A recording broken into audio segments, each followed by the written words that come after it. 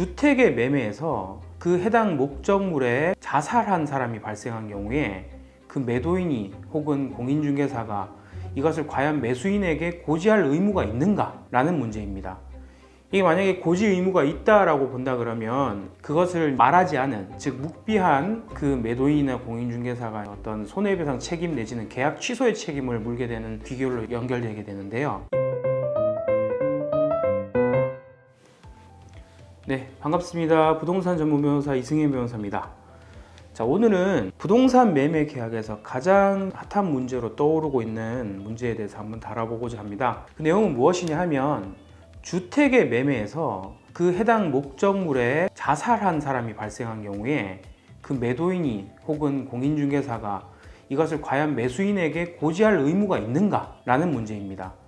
이게 만약에 고지 의무가 있다라고 본다 그러면 그것을 말하지 않은, 즉 묵비한 그 매도인이나 공인중개사가 어떤 손해배상 책임 내지는 계약 취소의 책임을 물게 되는 귀결로 연결되게 되는데요. 이 부분과 관련해 가지고 법원의 엇갈리는 판결 두 가지를 좀 소개하고 기본적인 어떤 법원의 판단 방향에 대해서 알아보도록 하겠습니다. 먼저 첫 번째 판결을 한번 살펴보도록 하겠습니다. 이 사건에서 매수인은 선박을 매매했던 건데요.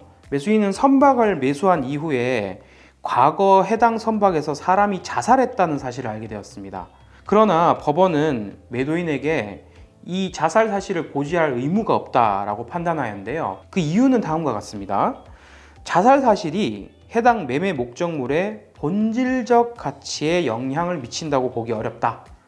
두 번째, 그 자살 사건은 이미 매매로부터 2년 전에 발생한 사건이기 때문에 시간이 상당히 경과한 후에 일어난 일이다. 그리고 세 번째, 매수인이 주장하는 그런 가격 하락은 객관적이지 않은 것이고 주관적인 감정에 근거한 주장에 불과하다라는 것이었습니다. 즉, 자살이라는 과거 사건이 존재한다고 해서 매도인에게 이를 반드시 고지할 의무가 있다고 보기는 어렵다고 판결한 것이었습니다.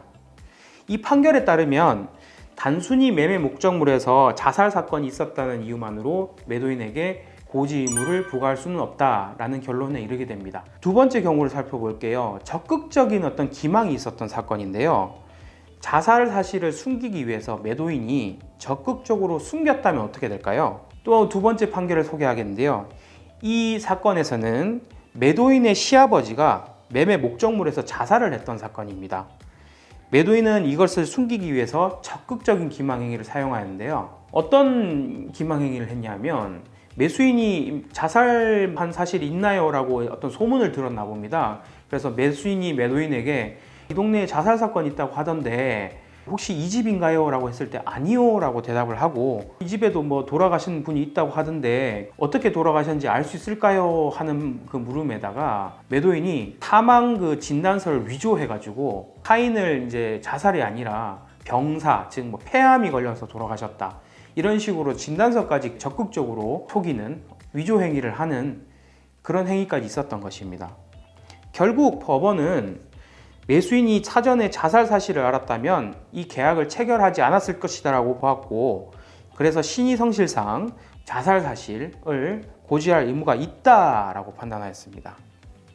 특히 매도인이 단순히 침묵을 한 게 아니라 적극적으로 거짓말을 한 거기 때문에 이것은 단순한 미고지가 아닌 적극적인, 법률에서 말하는 기망행위로 보아서 매수인이 계약을 취소하고 자기가 교부하였던 매매대금 전부를 반환까지도 인정했던 사안입니다. 즉, 단순한 침묵과 적극적인 기망행위는 다르다는 것을 판시한 셈이죠. 자, 그렇다면 정리해 보겠습니다. 매매 목적물에서 자살이 발생한 경우에 매도인이 고지 의무가 있나라는 물음에 관해서 원칙적으로는 단순히 침묵한 경우에는 그에 따른 고지 의무가 있다라고 보기 어렵다라고 보는 게 법원의 기본적인 판결의 태도인 것 같습니다. 즉, 자살이 매매 목적물의 객관적인 재산적 가치에는 영향을 미치지 않죠. 단순히 주관적 가치, 좀 미신적인 어떤 부분, 그런 부분에서 이제 영향을 미친다는 것일 뿐이지 객관적인 가치에는 영향을 미치지 않기 때문에 그런 부분은 매도인이 고지할 필요가 없다라고 보는 게 원칙적인 태도인 것 같은데요. 다만 두 번째 판결 사례와 같이 매도인이 적극적으로 매수인을 속이는 행위를 한다 그러면 이건 얘기가 달라지는 것 같습니다.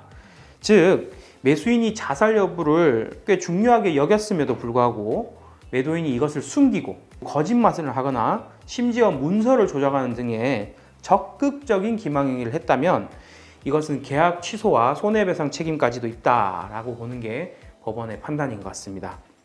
결국 법원이 중요하게 생각하는 기준은 두 가지 정도로 요약해 볼 수 있겠는데요. 첫 번째, 매매 목적물에 자살 사건이 발생했다는 사실을 알았다면 과연 매수인이 계약을 체결하였을 것인가? 그리고 두 번째, 매도인이 단순히 침묵하였는가 아니면 적극적으로 기망행위를 하였는가?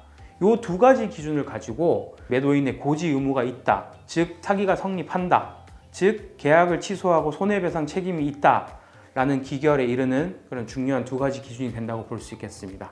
자, 마무리하겠습니다. 부동산 매매에서는 계약의 신뢰가 매우 중요합니다. 매도인과 공인중개사는 법적으로 요구되는 고지 의무를 잘 지켜야 하고 매수인 역시 중요한 정보를 충분히 확인하는 노력이 필요합니다. 오늘 영상이 도움이 되셨다면 좋아요, 구독 좀 부탁드리고요. 더 궁금한 법률 이슈가 있으시다면 저희 채널 반드시 구독해 주시기 바랍니다. 앞으로도 더욱더 알찬 영상으로 찾아뵙도록 하겠습니다. 고맙습니다.